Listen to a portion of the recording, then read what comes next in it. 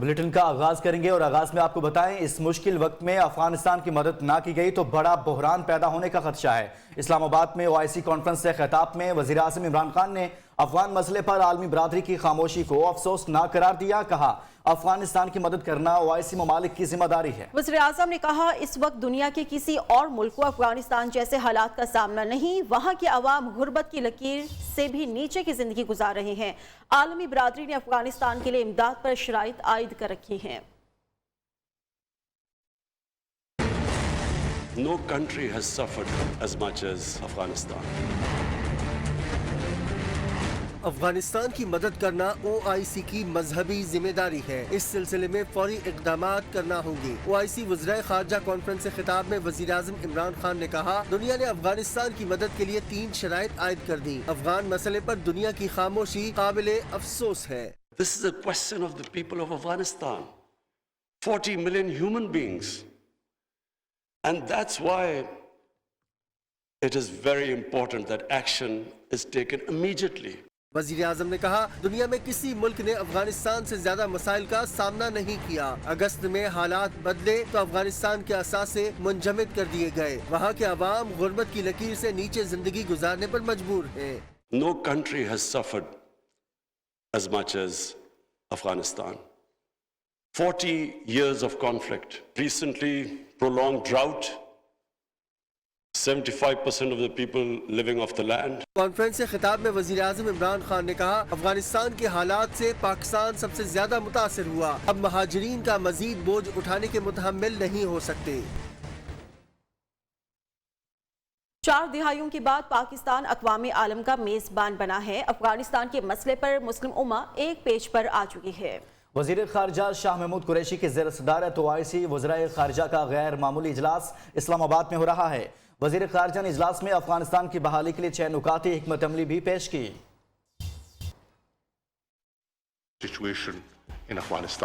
وزیر خارجہ شاہ محمود قریشی نے افتتاحی سیشن سے خطاب کرتے ہوئے شرکاء کی توجہ افغان مسئلے کی جانب مبذول کرائی اور عالمی برادری پر افغانستان کی مدد کے لیے زور دیا۔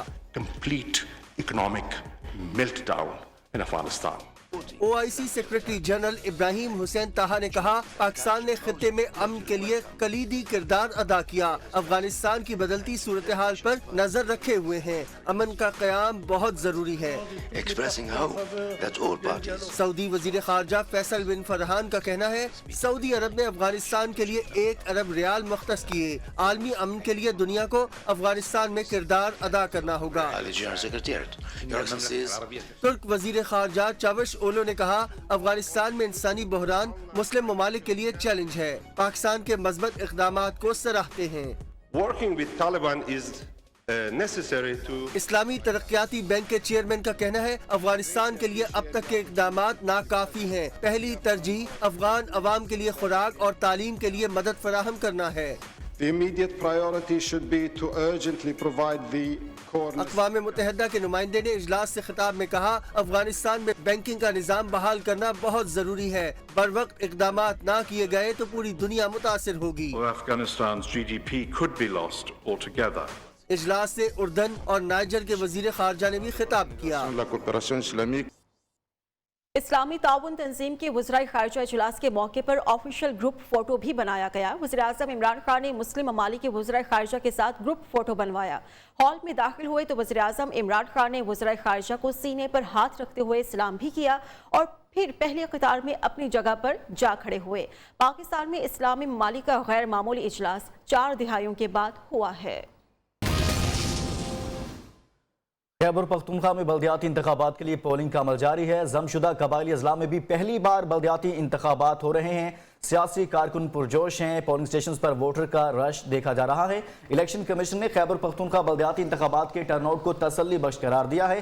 اسی صورتحال پر مزید تفصیلات جانتے ہیں اپنے نمائندگان سے۔ پشاور سے ہمارے ساتھ ہوں گے شاہد خان اور لحاظ علی، نوشہرہ سے ہمارے ساتھ ہوں گے ذیشان سید، کوہاٹ سے ہمیں اپڈیٹ کریں گے عابد حسین اور نوشہرہ سے ہی ہمارے ساتھ موجود ہیں شاہ رخ خان۔ سب سے پہلے ہم بات کرتے ہیں پشاور شہر کی اور پشاور سے ہم جانیں گے لحاظ علی سے۔ جی لحاظ بتائیے گا کیا صورتحال ہے اب تک؟ खैबर पख्तूनख्वा में इस वक्त पोलिंग का अमल जारी है। 17 अजला में बुनियादी तौर पर 1.25 करोड़ से ज़ायद वोटर जो है वो अपना हक़ राय दही इस्तेमाल करेंगे। तकरीबन 2382 विलेज वनबर कौंसल है। इसके अलावा 64 जो है वो तहसील चेयरमैनों के लिए इंतखाबी अमल होगा। लेकिन इनमें से मैं बता दूँ ये 66 थे, लेकिन दिए खान और बनू के वाक़े के बाद वहाँ पर पोलिंग का अमल रोका गया है। इस वक्त जहाँ पर हम खड़े हैं ये सलमान स्कूल है जो पेशावर सदर के बिल्कुल करीब है। पोलिंग का अमल जारी है, लेकिन लोगों को ये शिकायत है कि अमल थोड़ा सा स्लो है। मैं आपको ये बताता चलूँ कि खैबर पख्तूनख्वा में बल्दियाती इंतखाबात के लोकल गवर्नमेंट एक्ट 2013 जिसमें 2019 में तरमीम की गई थी, हर एक शख्स जो है वो तकरीबन 6 वोट कास्ट करेगा। और 6 वोट को कास्ट करने के मुताबिक यहाँ पर जो लोकल अमल है उसका ये कह रहे हैं कि इसमें वक्त लग रहा है। इसी वजह से पोलिंग के अमल जहाँ पर पोलिंग स्टेशन की हदूद में अगर कोई खातून खड़ी होती है 5 बजे के बाद भी तो उसे हक़ राय दही जो है वो इस्तेमाल करने दिया जाएगा। ठीक है, लिहाज अली साथ रहेगा। नौशहरा का रुख करेंगे, ज़ीशान सैयद से हम बात करेंगे। ज़ीशान, आप बताइएगा अभी तक का टर्न आउट कैसे रहा? जी बिल्कुल, खैबर पख्तूनख्वा के बल्दियाती इंतखाबात का पहला मरहला जो है वो जारी है। नौशहरा की 3 तहसीलें और तहसीली नौशहरा में इस वक्त हम मौजूद हैं। इस वक्त जो वज़ीर दिफा परवेज़ खटक का आबाई इलाका है मानकी शरीफ के सबसे बड़े पोलिंग स्टेशन पे हम मौजूद हैं। कुल वोटर जो यहाँ पे है वो 7000 है और यहाँ पे अभी तक जो कि टर्न आउट रश बहुत ज़्यादा है और तकरीबन 7000 वोट में से तकरीबन 2500 वोट जो है वो अभी तक कास्ट हुए हैं। बीच में खाने और नमाज का वक्फा किया गया था, उसके बाद दोबारा जो है वो पोलिंग का अमल जारी रहा और 5 बजे तक ये पोलिंग का अमल जारी रहेगा। ताहम इंतज़ामिया की जानिब से ये कहा जा रहा है कि जो लोग पोलिंग स्टेशन के अंदर होंगे वक्त ख़त्म होने के बाद भी वो अपना वोट कास्ट कर सकेंगे, लेकिन जो बाहर है उनको वोट कास्ट करने का मौका नहीं दिया जाएगा। सिक्योरिटी के हवाले से अगर बताते चले तो यहाँ पे सिक्योरिटी के बहुत सख्त इंतजाम किए गए हैं। हर पोलिंग स्टेशन पे पुलिस तैनात है जो कि ख़वातीन के पोलिंग स्टेशन है, वहाँ इंतजाम किए गए हैं। हर पोलिंग स्टेशन पर सिक्योरिटी फोर्सेज के एहलकार तैनात हैं। ज़ीशान, आप भी हमारे साथ ही रहेगा। कोहाट का रुख करते हैं, वहाँ से आबिद हुसैन हमारे साथ मौजूद हैं। आबिद, आप बताइएगा कोहाट में अब तक आपने क्या सूरत हाल देखी इलेक्शन को लेकर? जी, इस वक्त मैं मौजूद हूँ कोहाट तहसील में जो कि एक बहुत ही बड़ी तहसील है। डिग्री कॉलेज के सामने यहाँ पे पोलिंग स्टेशन है, उसके सामने बिल्कुल मैं मौजूद हूँ। यहाँ पर आपको मैं ये बताता चलूँ कि आज इतवार का दिन है और अभी पोलिंग में कुछ ही घंटे जो हैं वो बाकी रह गए हैं। आपको ये भी बताता चलूँ कि कोहाट में रश वगैरह पोलिंग स्टेशंस के ऊपर तो बहुत है, लेकिन यहाँ पर जो वोट कास्ट करने वाली ख़वातीन हैं और मर्द हजरात हैं उनकी तादाद निहायत ही कम यहाँ पे। ठीक, बहुत शुक्रिया। आबिद हुसैन इस हवाले से आगाह कर रहे थे। मुख्तलिफ शहरों की सूरत हाल हम आपके सामने रख रहे हैं कि क्या सूरत हाल है और अब तक का जो पोलिंग का अमल है वो कैसा चल रहा है। इसी तरह से हमारे साथ मौजूद हैं नौशहरा से शाहरुख खान, उनसे बात कर लेते हैं। जी शाहरुख, आप बताइएगा नौशहरा में पोलिंग का अमल कैसा रहा और किस पोलिंग स्टेशन पर आप मौजूद हैं? बिल्कुल, आज नौशहरा में होने वाले बल्दियाती इंतखाबात के अमल के लिए पोलिंग का सिलसिला तो बिला रोक टोक जारी है और चंद एक मुकामात पर ख़वातीन के पोलिंग स्टेशन में बदनज़मी देखने को आई है और बाज़ मुकामात में वोटर्स के रश ज़्यादा होने की वजह से इंतखाबात के लिए पोलिंग का अमल नहायत ही सुस्त रवि का शिकार है। इसके साथ साथ मैं आपको बताता चलूँ कि पोलिंग स्टेशन में वोटर्स की गहमा गहमी तो बहुत नज़र आ रही है, लेकिन वोटर कास्ट करने के लिए वोटर का काफ़ी वक्त भी ज़ाया हो रहा है, जबकि दूसरी जानिब पोलिंग का वक्त ख़त्म होने में चंद ही घंटे बाकी रह गए हैं। लेकिन वोटर्स के लिए बड़े वोट केस के साथ जो है दीगर नशस्तों के उम्मीदवारों के लिए कायम किए गए बूथ पर वक्त ज़्यादा लगने के बायस टर्न आउट में कमी देखने को मिल रही है। जी, अभी पेशावर का रुख करेंगे। लिहाज अली हमारे साथ मौजूद है। लिहाज, आप बताइए कि आप इस वक्त कहां पर मौजूद हैं और कैसे अभी तक के हालात रहे?